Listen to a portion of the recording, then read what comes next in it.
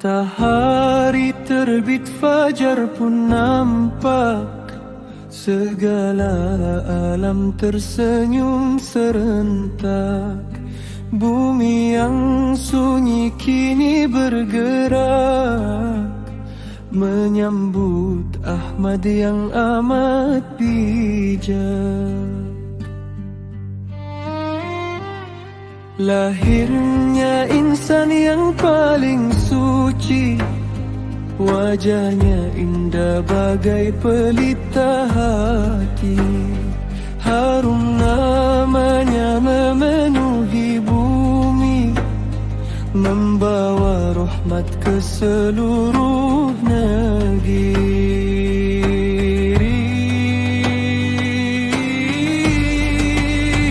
Muhammad nama yang sangat indah, putra mulia Sayyid Abdullah dan Sayyidah Aminah, penunjuk jalan menuju Allah, penghapus gelap segala rasa. Bangga kami menjadi umatmu, mengikuti jejak dan langkahmu, tenggelam dalam lautan cintamu, mengharap berkah dari sunnahmu. Syukur bertingkat kehadirat ilahi atas nikmat yang amat tinggi, mengutus Rasul yang diridhoi, penyelamat umat di akhir hari.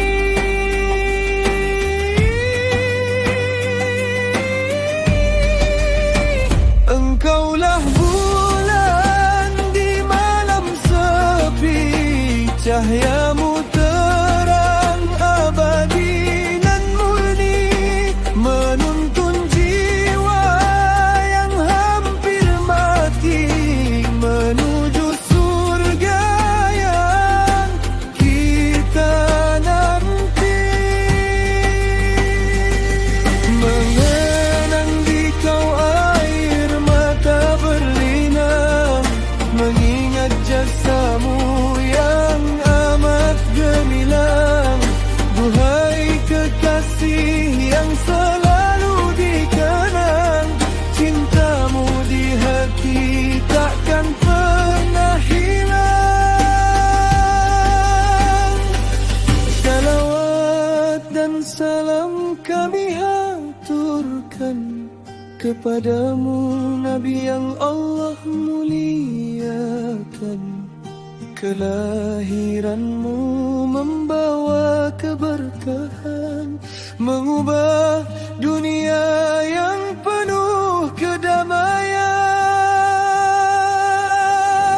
Ya Allah, Tuhan yang Maha Rahman, teguhkan kami dalam keimanan, kumpulkan kami